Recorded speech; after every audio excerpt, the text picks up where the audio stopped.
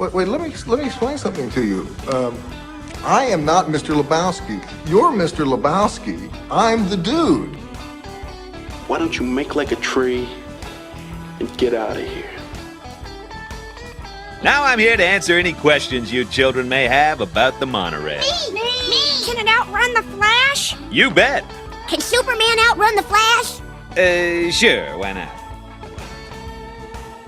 It's the Al Travis Show. We love having our next guest on. She's Professor Kathleen Collins. She is the Arlene C. Carlson Professor in the Department of Political Science, faculty affiliate in Islamic Studies, had a PhD at Stanford in Political Science, a focus on Russia, Eurasia. I'm probably not giving any state secrets here, but if the U.S. government wants to talk about what's going on in Ukraine, Russia, they come to this young lady. They probably fly her out there and say, hey, tell us everything you know.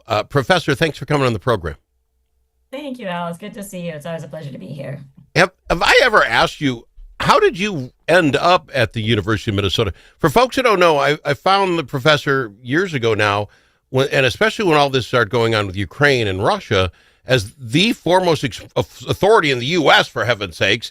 And you're right here in Minnesota, and you're willing to share your knowledge with us. How did you get to the U of M? Well, I married a Minnesotan. That kills a lot of people. Never leave. That's a very good point. Okay, so that gets you here. But the University of Minnesota finds you and says, "Oh, we got to lock her in. We got to get her here because you enjoyed it, you." Yes, I do. Yes. All right. The students are great, and your son was, one of my all-time favorites. So. Okay, this is probably too much baseball, but yeah, my son takes your class. I don't know if it's his third year, whatever it was, and he takes your class. And he has to text his old man, the professor brought cookies. They're unbelievable. You instantly became his favorite professor. And then he said you were one of those that really stimulated conversation in class and did hold it back. You'd ask the tough questions, go out there, make these. He found your classes intriguing. I don't know if he'll ever get into Russian, history or anything, but he found it as intriguing as hard and intellectual classes he took. He loved your class. Oh, well, thank you. And the cookies. Always there in the front row, always on time, always prepared, always did the reading, so how can you kissing not up from his like he that? got that kissing up from his old man. So, okay, that's fine. Now, we've been talking about this for years, which unfortunately it has been years. Russia invades Ukraine again. And they have for the better part of, I believe, 18 months now, pretty much set the lines.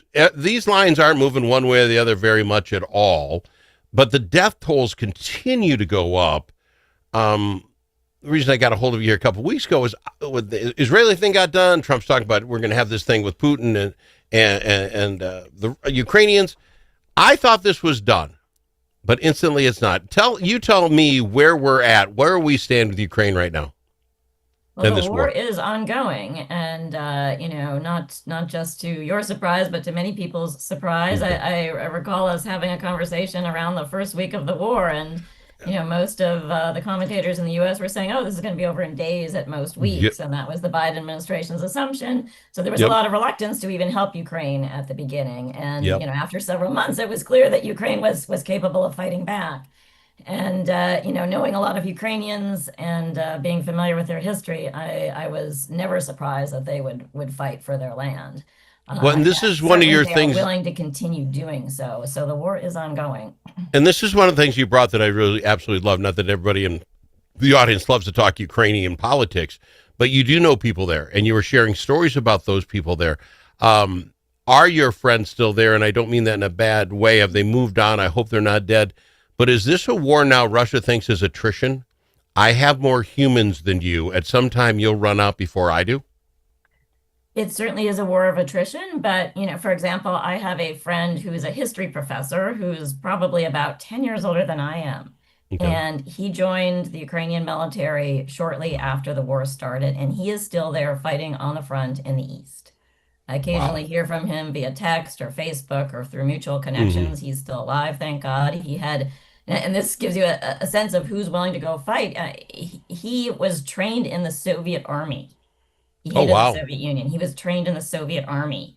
And, like most Ukrainians, he was willing to fight for his country, and he still is willing to fight for his country. But And even at yes, the the Russians have yeah, more people, but the Russians don't have the will that the Ukrainians have. And even if you talk to U.S.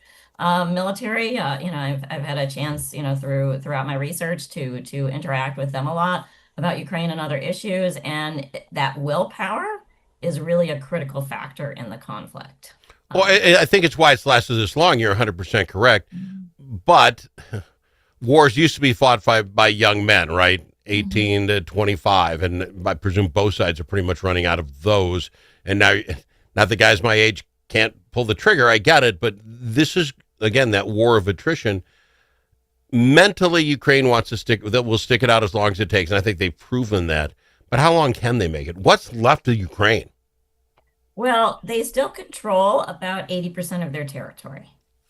They would like to control 100% of their territory. But what's crucial here is that they can't stop now and hope that Russia is going to stop, because they have no security guarantee. So the more territory they give Russia now, the more they cave in now, the more the West caves in, the greater the likelihood that Russia is perhaps going to agree to a temporary ceasefire, but then resume the conflict in 2 years, in 2 months, and that Russia has no incentive to ultimately stop, right? And getting back to kind of your earlier question about what's going on now, Russia is continuing to wage nightly missile strikes on Kiev, drone strikes and missile strikes to the tune of hundreds or thousands a week. See, but that bad news for Ukraine and your friends is we've stopped seeming to care in the U.S. It just isn't on the nightly news. And right now, if you ask me the image in my head of what Ukraine looks like, and I don't mean to liken it to Israel and Hamas and the Gaza Strip, but at some point there's nothing left of the Gaza Strip. They're sitting there going, okay, you can have it back. And when you look photos of it, it's just dirt and rubble and rebar. That's what I imagine after 3 years of this Russian bombing is left of Kiev. I mean, I don't know that, but why isn't somebody showing me that is my point? Right. Well, a couple of key things to keep in mind. Ukraine is the size of Texas. Okay. Right. And it has more than 20 times the population of the Gaza Strip. Okay. So even for a country as massive as Russia, taking over a country the size of Texas, which has been quite heavily armed thanks to NATO and us, is extremely difficult. They are not going to be able to do so easily or quickly. And even in a war of attrition, they're only going village by village in the eastern part of Ukraine. So they are making progress. They have made slow but steady progress over the last year or so, because Ukraine is running out of arms, quite literally, and running out of money. But nonetheless, you're talking about a massive country. And the reason Kiev is not devastated like Gaza is because Ukraine has air defenses, but they're also running on those. And if we want to save the millions of people in Kiev and other major cities in Ukraine, we need to help supply more air defenses. It doesn't cost us a lot, and it will save millions of lives. On the area of the Eastern Front, let's just go with that.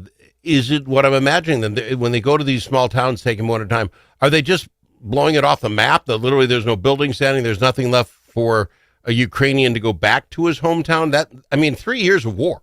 You got to think there's not much left. In the east of the country, yes, much of that infrastructure looks like perhaps not as bad as Gaza, no, but it is devastated in the east of the country, that 20% of the territory in the east. But you also have Ukrainian rebels fighting underground.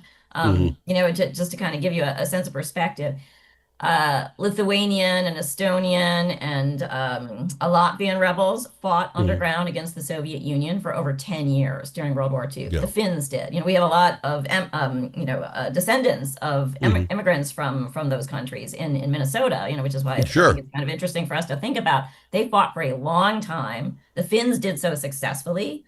Ultimately, the Baltics lost out, and had to wait another 50 years for their independence. But that's what the Ukrainians are doing, even within the east of the country. They're fighting underground, waging, guerrilla-style warfare against the Russians. So they're costing the Russians a lot. The Russians have lost over 200,000 men killed, are the conservative estimates, and over 1 million casualties.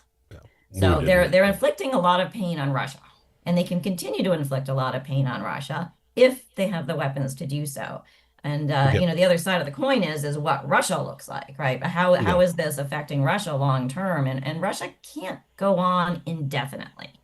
And that's where the U.S. could come in and help turn the tide. But that's also geopolitically then where China comes in and North Korea, and they start making deals to get their oil to keep that propped up. But I want to go to break. I want to hit you with this on the other side. Why is it, or will it change now that maybe Israel is figured out? Will Ukraine come back to the top of the news cycle so that we start seeing this again, start putting pressure on our government?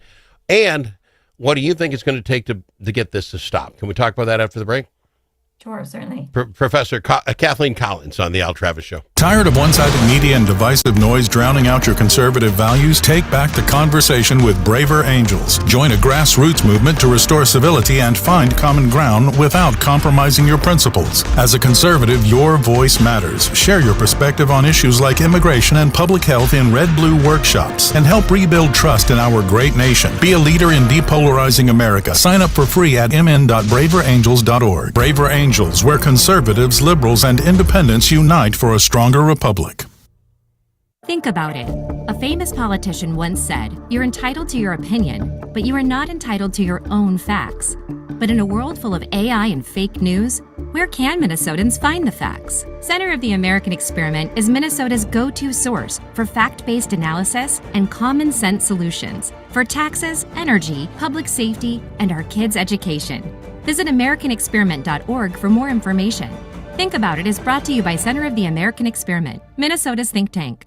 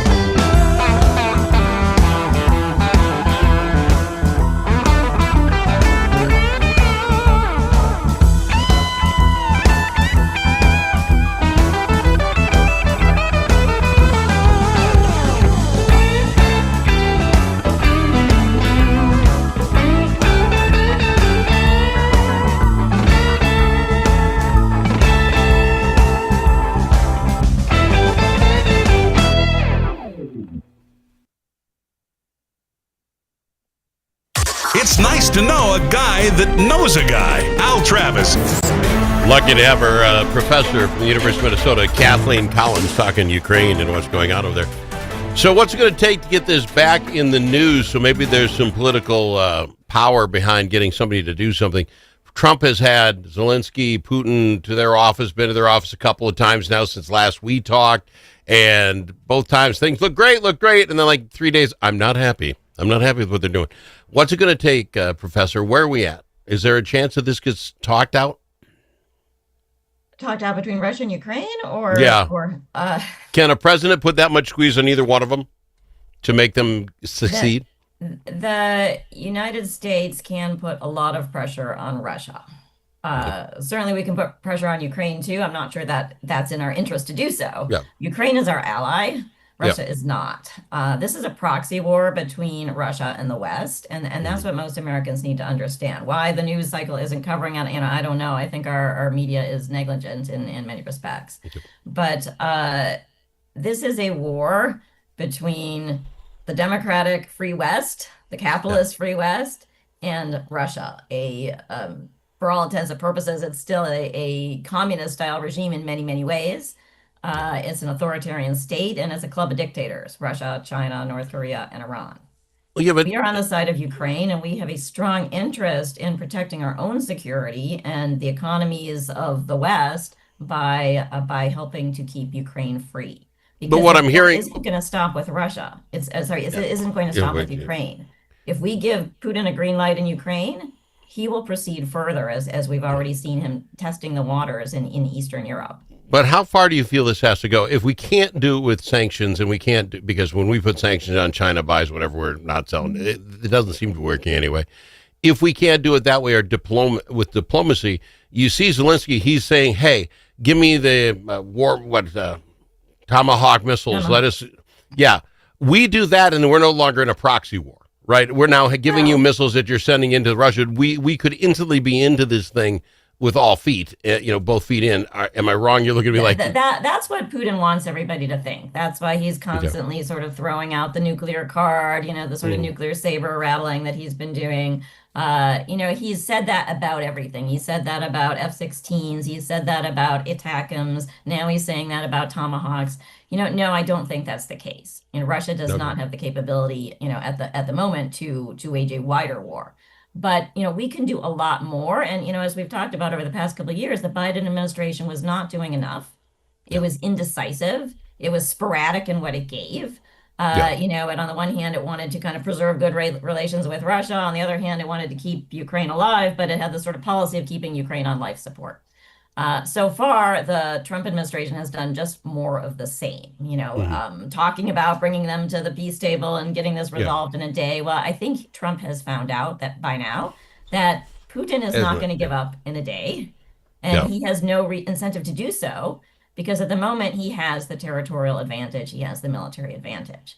Ukraine is also not willing to give up its land and its people and its territory. Right, so we're talking about 20%, right? This needs to be won through more pressure on Russia, and there's a lot more that we can do. Is the goal now, and I don't mean this in a bad way, but it was different 2.5, 3 years ago, is the goal now to stop the advancement, let's call it a truce here, or is it we have to push Russia back to the original Ukraine boundaries? Because those are three completely different goals.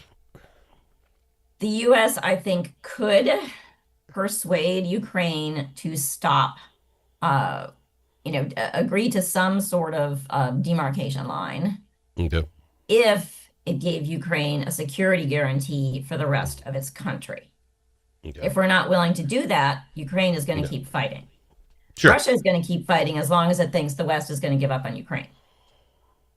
So what we need to do is we need to either give Ukraine the military capabilities to survive until Russia, simply runs out of manpower, until it drives its economy into the ground. And that is beginning to happen. We're not that far off from that point. Where are we with the United Nations in the last 90 seconds? Why are they not playing a bigger part of this? The United Nations 90 seconds. Resolves any of these conflicts. That's not even... because the big problem is NATO, right? Putin does not want NATO anywhere near there. Do we need another country in NATO? I'm telling you, I think NATO got watered down with all the countries that some of us have to protect. I don't know that we have the gumption to throw another one in there. Maybe I'm wrong. There are other types of security guarantees that we could give Ukraine, like the guarantees we've given to Taiwan or to Israel or just recently to Qatar. So there are a lot of things short of NATO membership. But, Ukraine is actually the strongest military in Europe at the moment. It's the most tested military in Europe, Yeah. and it's arguably the most committed. So Ukraine would bring a lot of advantages to NATO. And, in terms of NATO's expansion in previous waves, I would disagree with you. I think the East European states are actually the ones that are the most prepared, the most committed, and spending the most money and have the best training. So our closest allies in terms of holding Russia back, containing Russian expansionism, are actually those members who have joined over the past 25 years or so. So I think, I think we do have an interest in bolstering them. They are the front line against Russia, and we need them. Fair enough. Professor, I love having you come on the show. You always share with us right from the top. You're always on top of all of this. Thumbs up, thumbs down percentage. You think this is not something we're talking about in another 3 months? Or if you are, we're celebrating it's over? Any? I think we will be still talking about it.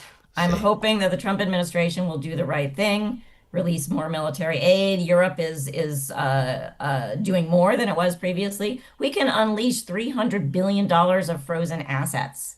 That's one thing we could do right now, the U.S. and Europe together, and to pay for Ukraine's armaments. That would turn the tide right now. Why we haven't done that yet, I don't know. The Biden administration did very little in that regard, and I think the Trump administration needs to get on that. Fair enough. Let's hope they listen to the program. Love having you on, Professor. I really do. I thank you for taking the time out of your day. I know you're very busy teaching the professor stuff up at the University of Minnesota. Thank you for taking the time. Thank you. It's always my pleasure to be here. Professor Kathleen Collins on the Al Travis Show.